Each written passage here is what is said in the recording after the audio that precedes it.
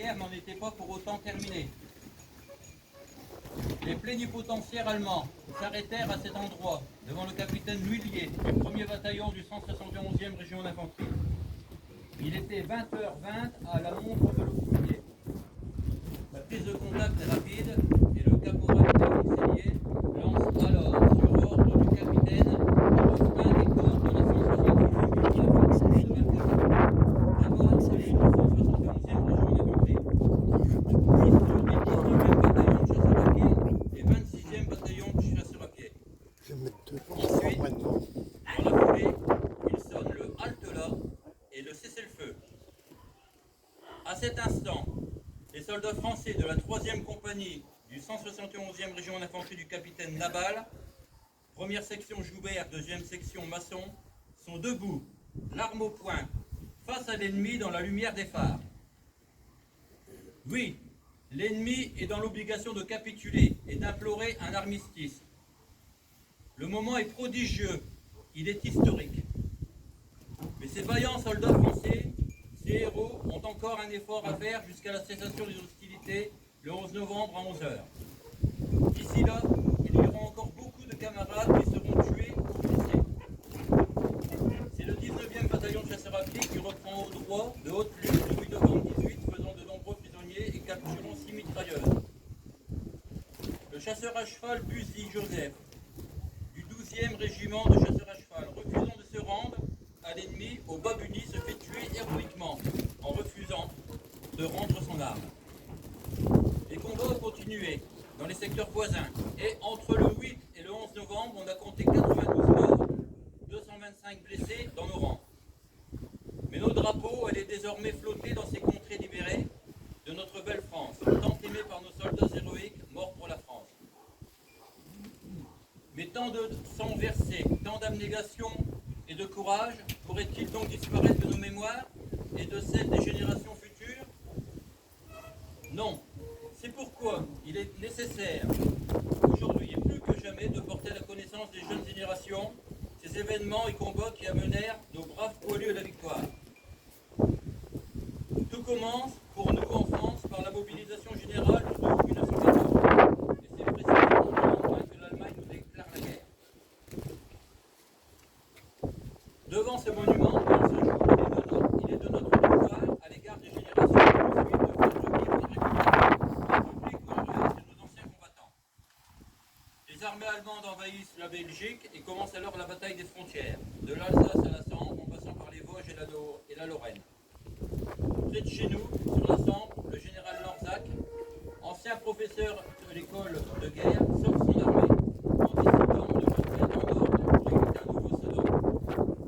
Sa clairvoyance lui permet de faire face à la bataille de Guise le 29 et 30 août 1914. L'ennemi est ainsi repoussé. La fine fleur de la noblesse allemande et prussienne du corps de la garde impériale est alors largement anéantie selon le nombreux morts qui reposent au cimetière militaire allemand de Le Soir. La citation du général von Kluck résume bien l'état d'esprit d'abnégation qui se retrouve dans sa terre natale, sa patrie. Les hommes ayant reculé pendant 10 jours, que les hommes couchés par terre à demi-morts de fatigue puissent reprendre le fusil et attaquer au son du clairon, c'est là une chose avec laquelle nous n'avions jamais appris à compter. Le 94 régiment d'infanterie, dont les dignes représentants sont présents aujourd'hui, au piquet d'honneur, reprennent glorieusement le village de Villeneuve-lès-Charleville le 6 septembre 1914. Le front se fixe et la guerre de tranchées commence, avec son lot de misère. Les bombardements, les attaques, les contre-attaques, les blessures pour nos soldats, l'attente sur l'avitaillement, les mauvaises nuits sans sommeil.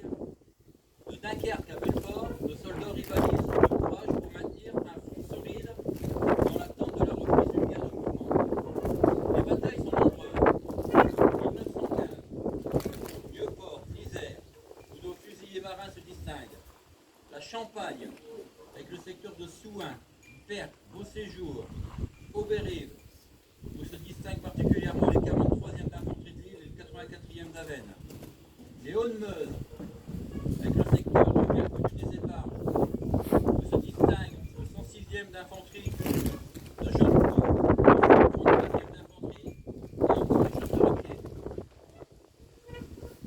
Vosges, l'Armand Villarskov, où est anéanti quasiment le 152e régiment d'infanterie et les bataillons de chasseurs. L'Argonne, Vauquois, où le 87e de Saint-Quentin était présent. Puis ce fut 1916.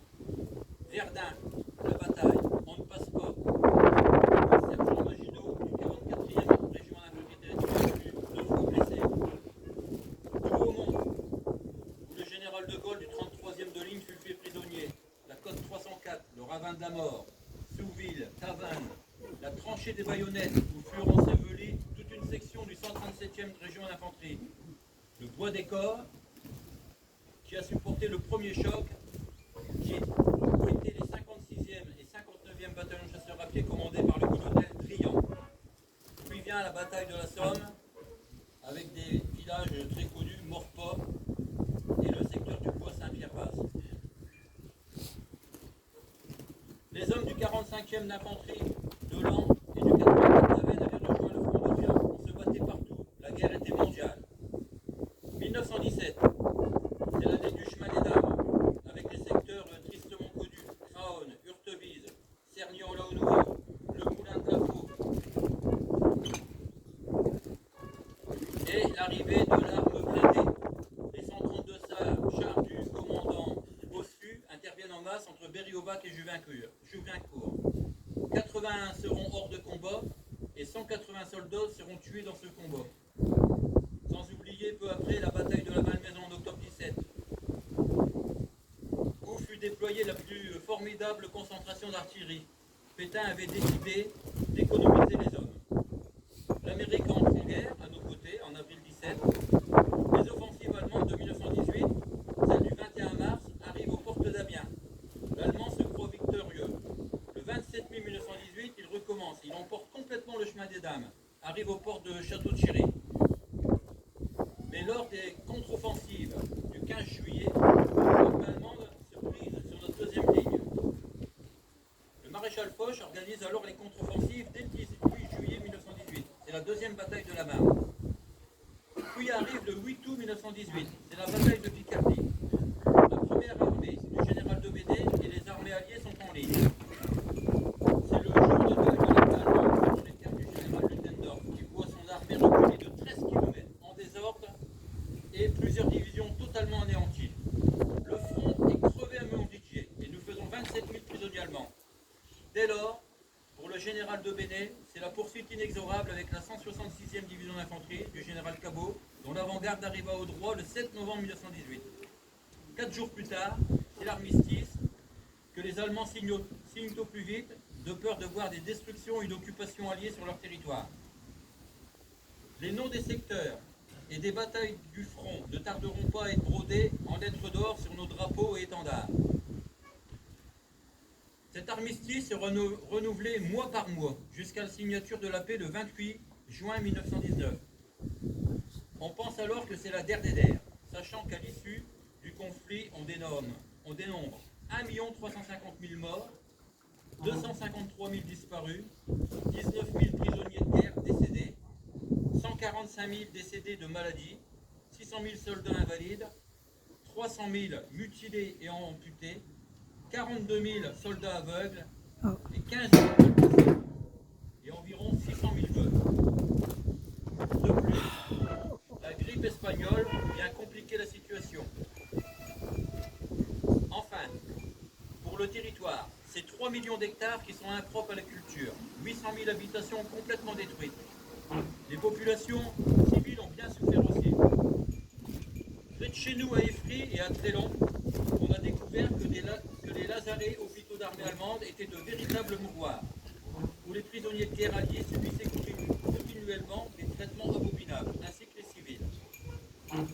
La nécropole d'Évry vient d'être classée au patrimoine mondial de l'UNESCO ce mercredi 20 septembre 2023, grâce au travail de Pierre Delave, ancien maire d'Évry.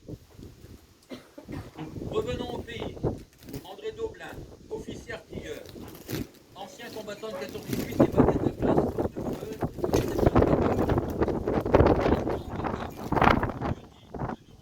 décida de créer un comité d'anciens combattants de 14-18. Curieux, il découvre que d'anciens combattants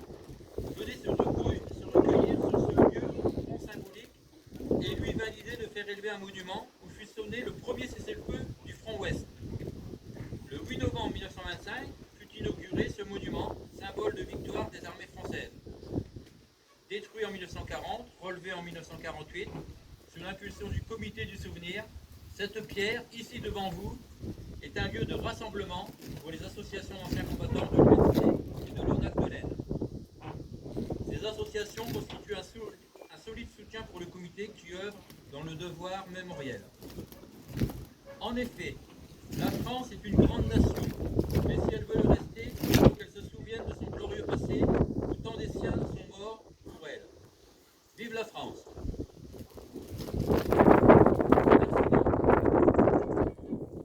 Permettez-moi au nom du comité de la Pierre d'Audroy de remercier civils et militaires, ainsi que l'ensemble des membres du comité de la Pierre d'Audroy pour le dévouement. Monsieur le préfet, qui nous fait l'honneur de présider cette cérémonie. Monsieur le délégué militaire départemental, messieurs les sénateurs et députés, monsieur le président du conseil départemental de l'Aisne, mesdames et messieurs les maires des communes de la Flamanderie et de la Capelle, leurs représentants, madame et messieurs les élus, la gendarmerie de la Capelle qui assure la sécurité des cérémonies au cours de cette journée de souvenir, les porte-drapeaux de l'Aisne, ceux du Nord, ceux de la Vénois et ceux de l'entité de Chimay-Montmilly, l'ensemble des anciens combattants présents de l'Aisne, du Nord et d'ailleurs, la musique de la Capelle et leur chef, les enfants des écoles qui participent chaque année à la lecture du récit du 7 novembre 1918, les services techniques des deux communes impliquées dans cette cérémonie, mais aussi pour l'entretien du site. Et aussi les nombreux patriotes qui ont fait l'effort de venir jusqu'ici pour assister à notre commémoration du souvenir. Merci à tous.